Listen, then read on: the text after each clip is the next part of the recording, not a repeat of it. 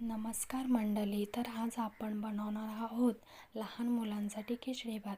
त्यासाठी मी 2 चमचे मसूर डाळ, 2 चमचे मूग डाळ व 2 चमचे तांदूळ घेतलेले आहेत. त्यांना साफ करून स्वच्छ धुवून पाण्यात भिजत ठेवलेले आहेत. त्यानंतर कुकर गरम केल्यावर 1 चमचा साजूक तूप घालून त्याच्यात जिरे, मीठ, टोमॅटो, हिंग आणि लसूण टाकून चांगलं परतलेलं आहे. तुमची मुलं जर इतर भाज्या खात असतील तर तुम्ही तेही टाकू शकता. त्यानंतर आपण तांदूळ आणि डाळ भिजत ठेवलेली ते टाकून घ्यायचे आहे. ते चांगले परतले की कुकरचं झाकण लावून चांगल्या 2-3 शिट्ट्या घ्यायच्या आहेत. पाणी जरा जास्तच घालायचा, त्यामुळे भात मऊसूद होतो आणि लहान मुलांसाठी चांगला असतो. बघा किती छान भात तयार झालेला आहे.